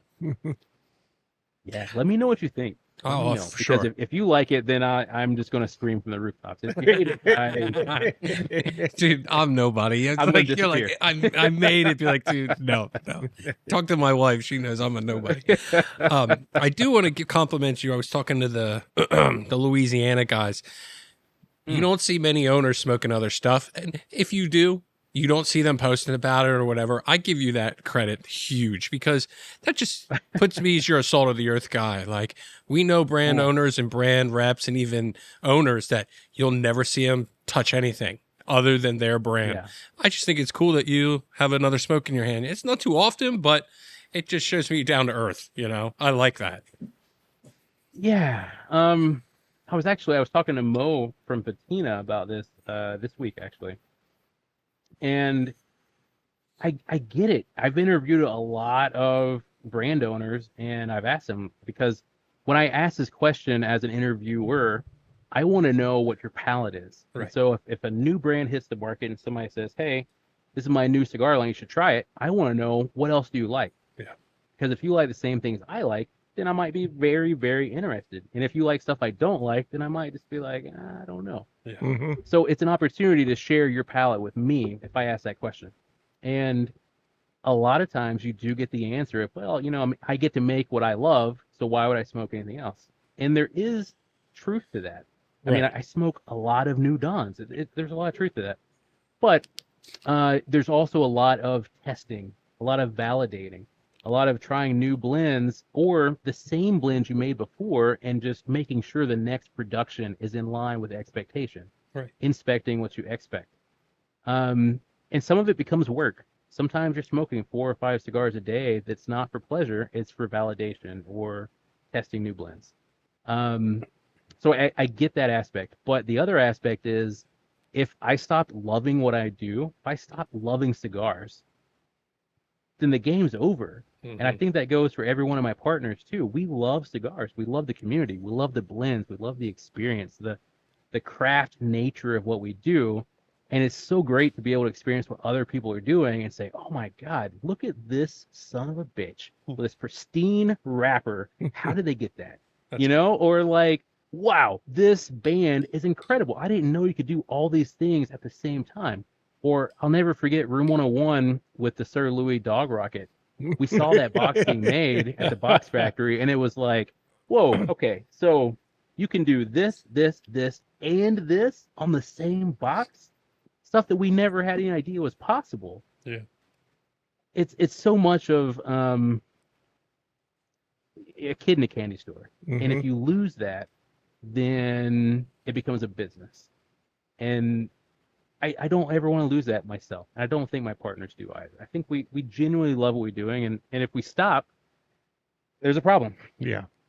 Couldn't have had a better answer there, man. Let's say when I worked at the shop, you knew guys, they'd walk in, they'd go in the humidor. I could almost ring them up before they come out of the humidor, because I knew what they were buying. They bought the same cigars time after time after time after time. And you would try and get them, "Hey, dude, this is something new. You want to try?" No. Like, how? I'm one of those guys. I never smoked the same cigar back to back. I just don't. Because there's so many cigars out there. I want to experience everything. Different flavors, different, you get mild cigars, you get medium cigars, you get full-bodied cigars. I love them all. It's just me. You gotta burn to learn. That's right. I don't want a full-body cigar first thing in the morning. I want a nice Connecticut. The afternoon, I might go something medium. At night, after a day of work or whatever, I want a full body cigar. I'm going to sit down with Mm-hmm. a nice whiskey and chill out and just relax. Yes. Yeah, and there's a lot to be said for knowing what you love and craving that experience and getting it every time. Like we talked about earlier, Elijah Craig, for me, that's my daily driver for a whiskey. But you're right, like with cigars, it's very, very difficult for me even to smoke the same thing back to back unless I'm working. But if you see me in the Discords, if you don't see me for a few days, I'm generally smoking my own stuff, and I don't want to just post my own stuff time after time. But yeah, we are blessed with opportunity, guys. In 2025, I mean, every year really for the last several feels like a new golden era.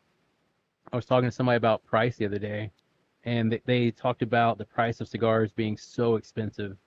And yeah, it is expensive. But if you go back to 1992 or 93, with Cigar Aficionado's first ratings publication, the average price of cigars, I think, was under $3. And now the average price of cigars may be about $15 Yeah. for premium, like really good boutique cigars. The price of eggs has also 5x'd, Right. Yeah. but it's the same egg. You're not getting anything different for it. No. What you're getting now is variety and innovation and novelty that you did not have access to 25, 30 years ago. Yeah. Like We're back feeling when it I right first now. started smoking cigars, you had Ashton, you had Monte Cristo, you had Padron, and that was about it. Yeah. And then all of Was a sudden, Cohiba even invented before you started smoking cigars or after? yeah, right about a couple of years in, Yeah. it was just this is what you got and that's what you smoked. And then when new stuff started coming out, and then in the 90s when the explosion happened, it was like my head was ready to explode. I'm like, what do I try next? It was just kid to candy store. You didn't know what to pick up and what to smoke. And I smoked a bunch of dog rockets back in the day, and yeah, I'll never buy that one again. And Yeah, and think about that. There are very few new cigar makers today. Just think of all the new brands in the last 24 months. There are very few that are just very subpar. Hmm. I can't think of any really that are just absolute what do you call it, dog rockets? yeah, I can't think of really any that are just trash. Yeah. Everything has a place, It's true. and it's hard to find like true cigarbage yeah. in today's day and Oh, I age. like that word. Wow. Garbage. We're gonna use that, New verbiage. and I'm not giving you credit. I do want to ask: did anyone fair. talk to you about price point of your cigars, and did you guys come? Because you guys came in with not a higher price point, but compared to some others, you guys came in and said, "Hey, you put your nuts on the table, and you said we know we got something good. Here's the price," and we're like, respect to that. How hard was it to come up with that initial price point when you came out, and what did you guys go over? Yeah, so there is so much that goes into it, and everybody has their own business plan, their own metrics, their own ways of doing everything. Some people have to pay more than others for various parts of the process. It's hard because for us, when we introduced it, it made more sense than it does necessarily today because tariffs weren't applied back then. The value of the U.S. dollar versus Dominican pesos, Right. it dipped about almost 6% at one point when we had to pay for deposits and the finished goods aspect from the Dominican Republic. So you're taking the hit on one end when it comes to the U.S. You're taking the hit on the other end when you're paying for it. It's it's challenging. Oh, It's very challenging. I can't imagine. Yeah, we've really had a lot of discussions, and we don't want to raise the prices because we understand that we came in at a higher price point, but we don't have the economy of scale of a truly vertically integrated company. We're not growing the tobacco. We're not fermenting and curing the tobacco ourselves. We're not making our own boxes and all these things that allow you to do lower price points. Right. We're not making 500,000 cigars at a time. That's another thing that also sets us apart is when we make a cigar, every single cigar is made by a single pair of rollers. So if we were to, let's say, make 100,000 cigars, hypothetically, for a lot of factories, that might take 3 to 6 weeks, just depending on how many pairs they can allocate to it. But for us at Kelner Cigars, that would take a year. Wow. One pair a year. And so we don't have the economy of scale to be able to do things cheaper. And would we love to be able to make the best $11 cigar you ever had? Yes. Yes, we would. Is it possible right now, and where we are currently in our journey? It's not. But eventually, with what we want to do, we can work with certain things. But our focus right now is we started an entry point, and we don't necessarily want to go too high above that. And we can't actually go too far below that. So really, our goal is to provide the best value we can in that space. And we're trying to stay in that $16 to $20 space for a core line. And we did have an LE Awakening for $30. I think, and you guys will have to be the judge on this, but I think that cigar slaps. No matter if it's 30, 50, 80. I've seen a lot of cigars at different price points. That cigar is killing it. Oh yeah. And it was a one and done. Like we literally cannot make that cigar even if we wanted to again. It's impossible. We're limited by nature. Only what we had available to us. I think you priced it right. Price man. point is so difficult. Oh, I can't imagine the sleepless nights you had, coming as a new company and deciding what. I think you nailed it. I think it was more of a, hey, we know what we got here, guys. Like, yeah, we're not coming in at $8. You're going to get a quality stick. Like, that's how I read to me. It wasn't a, like, we think we're better than everyone. It was a, we know we have quality and we're going to make sure that everything comes out quality. And we want to keep doing what we're doing. If we were to produce something that was, let's say, a loss leader like Costco's hot dogs, which I had the other day, incredible. Incredible. They're not bad. But then I found out you can also get pizza for $2 something a slice. Right. $10 a pie. I missed out. Yeah, I so missed out. Their pumpkin pie is also $10. Is it 10? I For thought all it was people only watching. 5 or 6 up there. There's one that they have a fruit smoothie. Is It's it? like $3. It's like just as good as when you get it like a Starbucks or whatever. You go in there and it's like $2.75 and it's a 20-ounce fruit smoothie. Oh, But you're right. They can afford to do that. they can. And if this were something that was purely like a one and done type of deal, or a store exclusive, or something that we were testing the waters, didn't know if it would work, then yes, that would make a lot of sense. Right. But there's also a lot of capital that's tied up. I mean, we spent our money for the Vow, and we rolled those cigars almost 2 years before they were introduced. There's a lot of things at play that happen there. Every single Vow 629 and 705 had over 2 years of age on it by this summer. So they're coming up on 2.5 years of age. That's crazy for an introductory debut. Hallowed Hands, which will come out next month, will have over a year of age on it before it ever gets introduced. Wow.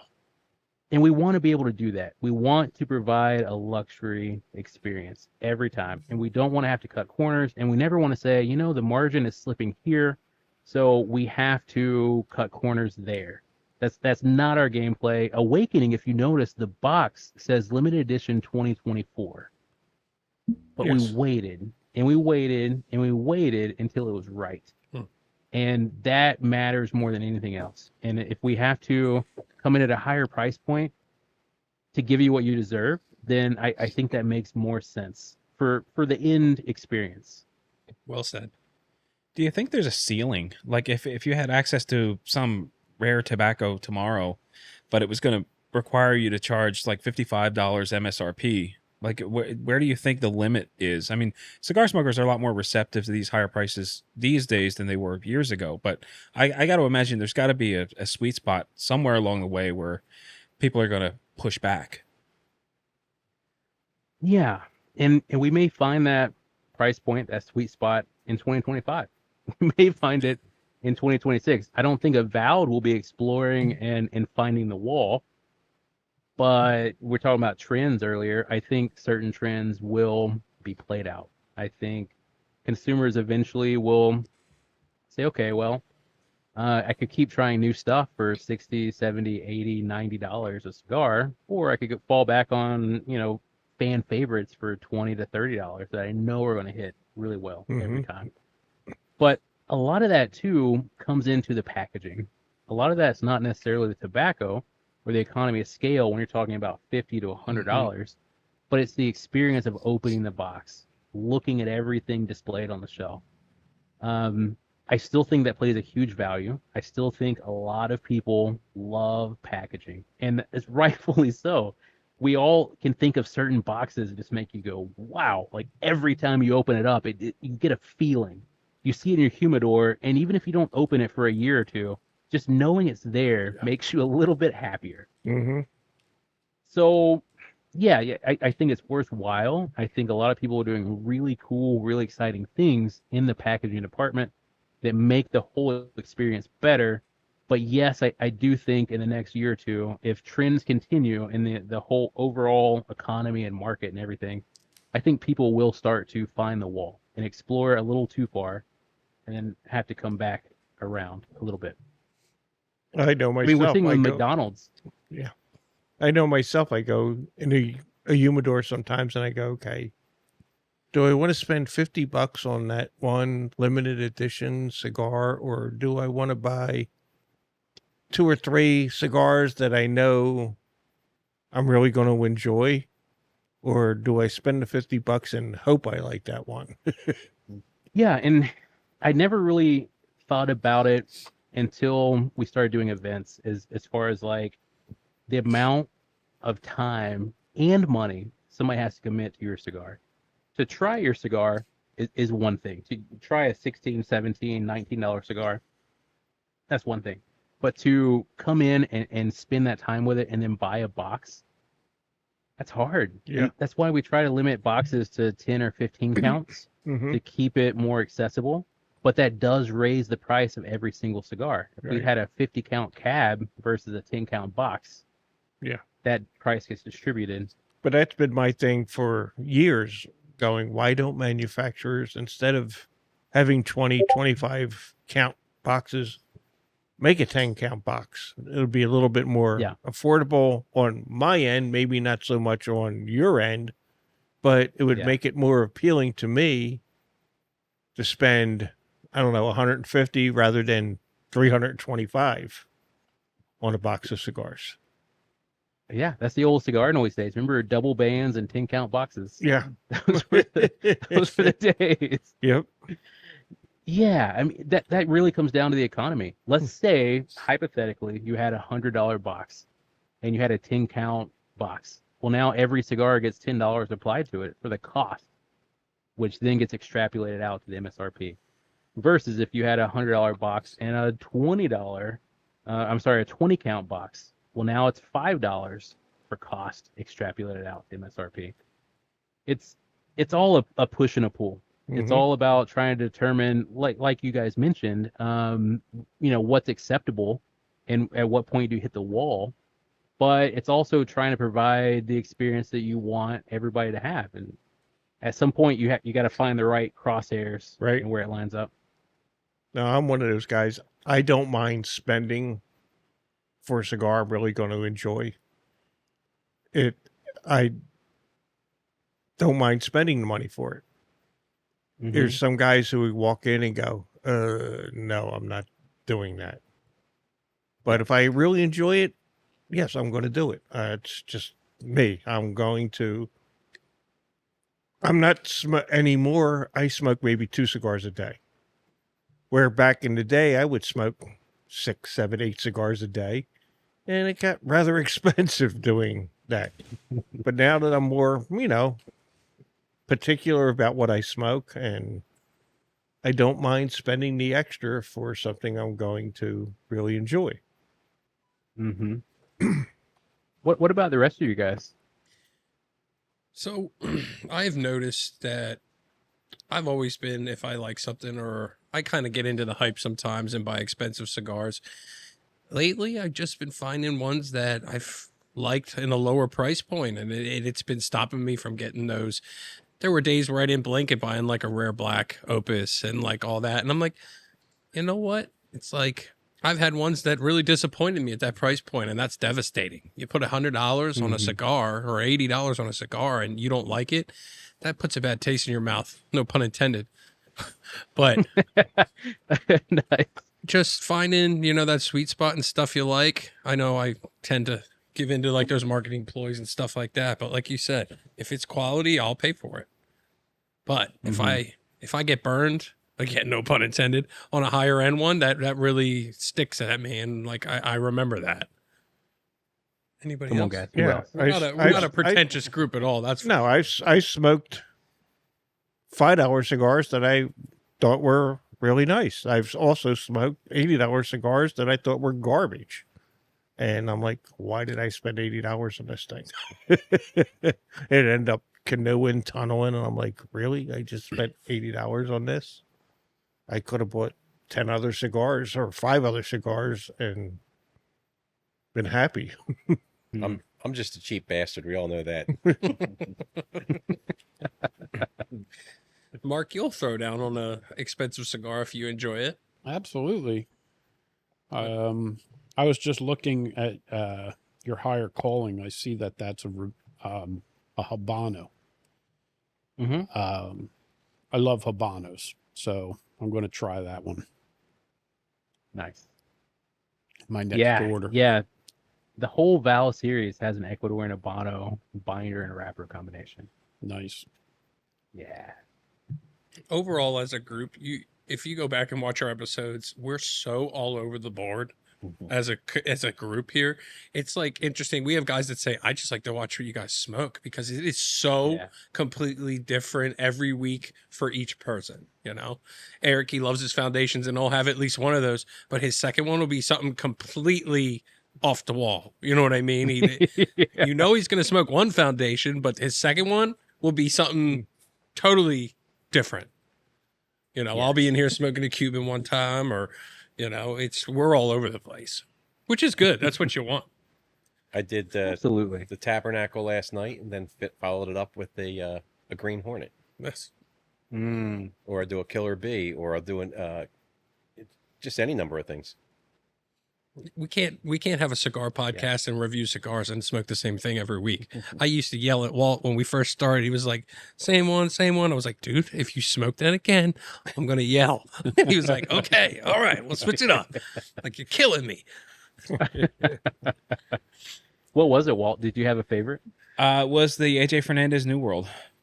Oh, man. Yeah. Yeah. I get that. Solid. And there were occasions when I had 2 back to back. Might be what Eric's talking about. Jeffrey Dahmer. I can't believe it.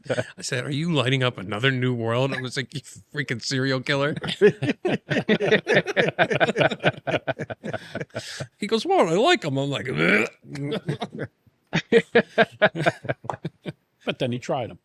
I don't mind them, but there's no way I like them enough to smoke them back to back. It has got to be so good for me to. I just want something completely different on my second one. Just mix it up. Yeah. But It's like That's where I am now, with sizing, too. yeah, well, it's like now I got an Orthodox Black Label. It's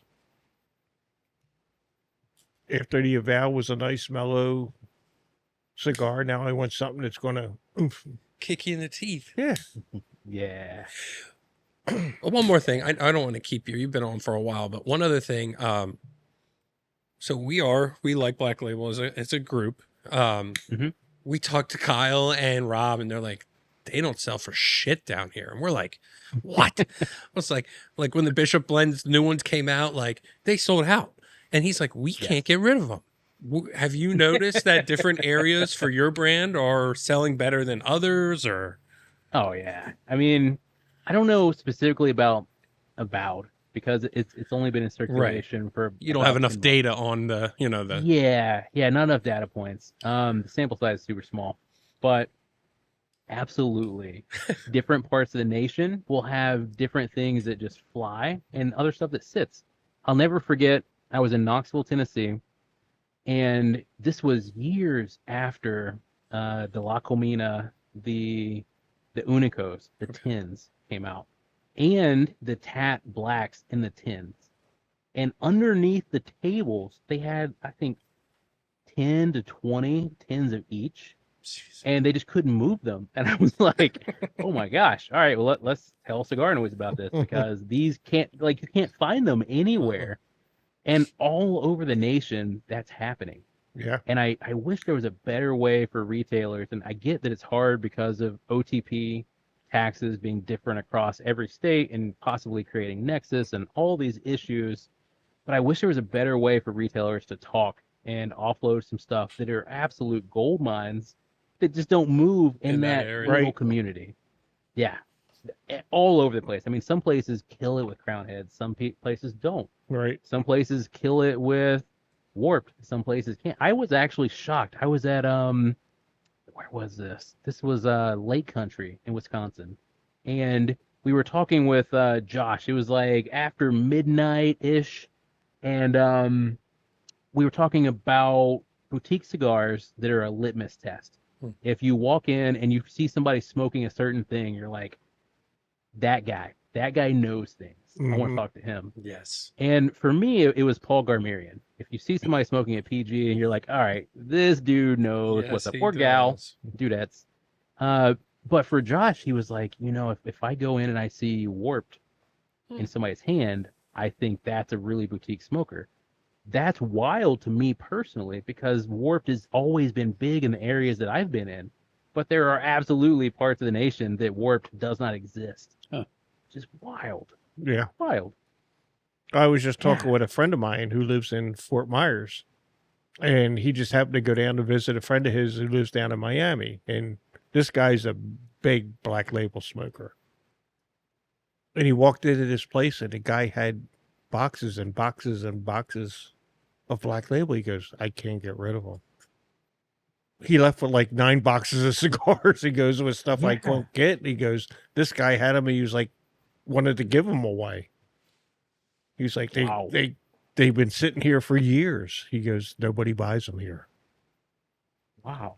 It's funny you said that though, because if I see someone smoking an Avowed or a Paul Grammarian, I go, this guy is not messing around. He knows his stuff. Like a PG, I'm like, okay. And we have guys on our Discord that are like, I'll show them how many Paul Grammarians our local place has, and it blows their mind. They're like, dude, can you buy the rest of the box and then send it to me, and I'll Venmo you? I'm like, yeah, they don't sell as well here, but like they're starved because they can't find them near them. Yes. So same with Avowed. Yes. Everyone knows that we have a honey hole here, so we get hit up quite a bit. That's awesome. Yeah, man. Yeah, I mean, Cigar Castle in Tampa, they had Stradivarius boxes of the coffins from, when was that? 07, 08? 7, 8, yeah. Yeah, I asked them if they had any of the Benjis left over, but they had Viaje from the 17s and 18s. Wow. They had a ton of original releases from Crown Heads. Just mind-blowing. They had a ton of My Father and the Ortega stuff. They had a ton of the Ezra Zions, not the All My Exes. I was quite sad about that. But the Jamais Vu and the Tantrums, boxes of this stuff. It's been there for years. Yeah. I think I have one Benji left in my humidor. And I'm Oh, like, man. I smoked I my want to last one. smoke it, but I know I'll never find it again. Yeah. Ted sent me one. I have one left, and I'm waiting for a good day. I'm not going to smoke it in the tent. I'm going to smoke it outside, Mhm. soak it up. I'm actually going to bottle that smoke up and bathe in it afterwards. For sure. Such a great cigar. Yeah. And it's crazy. You've been so new that you don't have that yet with Avowed, but another 10 years, people will be like, I have the OG New Dawn, and someone's head's going to explode. You don't have that yet, but like, give it some more time, and then people will be like, where did you find that? One day. That's One right. day. It'll happen. Yeah. So if you have a box with the powder blue New Dawn on the lid, that light baby blue, yeah, that'll be a collector's edition one day, because that was technically a misprint, and we've replaced it since with the dark blue that matches the band. Let's go buy all of them. You heard it here first, folks. Yeah. One day that'll be collectors. That's cool, man. Anybody else got any other questions for Dave before we close it up? I don't want to keep him too long. No. They yell at me because I'm respectful of our guests' time.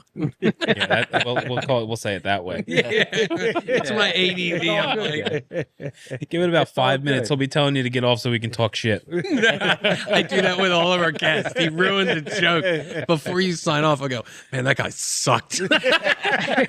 Big Rob like texts me. He's like, you weren't off the camera. I was like, I was fucking with you, dude. I was like, I do it to every guest we have on.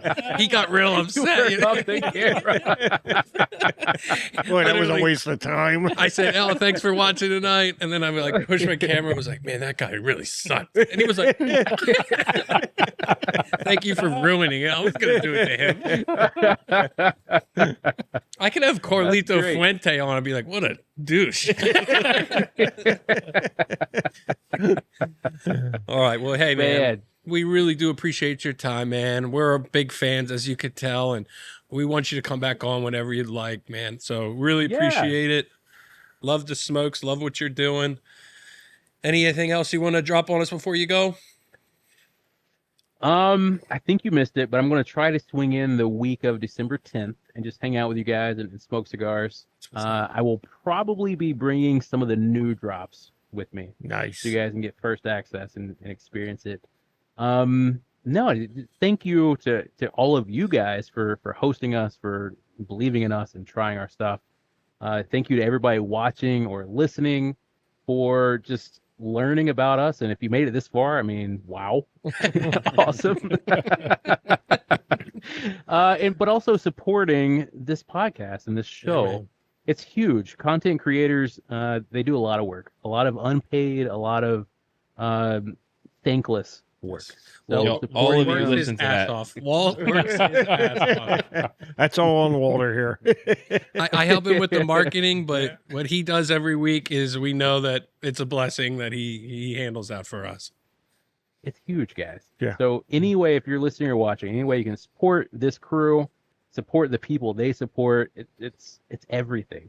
And then again, thank you once more to all of you guys here tonight, but also listening and watching, for just ushering in this new era, this new generation of cigar enthusiasts that we don't have to gatekeep, we don't have to hold anybody back. It's all about the experience. It's all about finding what you love and doing what you enjoy. So thank you for ushering that in for us and fostering that environment that's so crucial and so new Yes. and beautiful. Well, we couldn't thank you anymore, Dave. We really appreciate all the kind words, and we'll see you soon, my brother. Yeah, can't wait. December, brother. Yes, soon. Yep. We'll have the fishing tent set up ready to go for you.